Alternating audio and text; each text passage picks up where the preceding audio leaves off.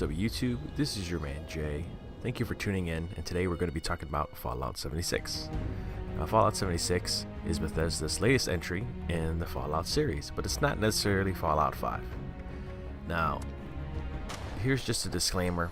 I enjoyed Fallout 4. I've enjoyed all the Fallout games since Fallout 3 because that's really when I got introduced to the series. Now, the reason I liked Fallout 4 was not because of the story and not because of the choices that you can make, which is totally opposite of New Vegas. New Vegas is my favorite so far. But I did like it because of the crafting system, because of the power armor, because of the settlement and the building stuff and the exploration.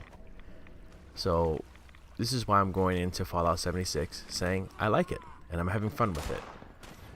Now there is a major drawback, and the major drawback to me, in my opinion, is the story and the way they give you information. You're finding holotapes and you can't skip the dialogue. Sometimes there's no way to re-listen to the dialogue that's happening, and there's just too much stuff going on in terms of the missions where you kind of get confused of where am I supposed to be going. But besides that, exploring everything is fun. Playing with friends is a blast, and that's what I recommend you do, is you play this with friends. But you take your time. You don't want to rush through areas. I don't rush through areas because one of the main things I like doing in these games, well, especially in Fallout 4, was finding stuff and scrapping stuff and upgrading weapons and upgrading my settlement and just upgrading everything in general. Now, I haven't got the power armor yet, but that was one of my favorite points of Fallout 4, just the way it looked and it felt, and you can upgrade it and you actually get into it like a pilot. So I'll be looking forward to that. But I love exploring in games. I love looking around and searching in all the nooks and crannies and finding loot. The upgrade system in this game, or I should say the level up system, is a little different, but actually I think it's a good fit. And instead of just picking a bunch of perks, you kind of get these cards and you can level up these cards, and you have a certain amount of points per stat per special, and that's how you kind of make your build.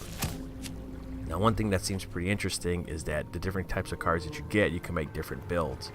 So right now I'm heavily going towards scrapping, upgrading weapons and armor, and using shotguns. The shotguns in this game, in my opinion, are really fun to use.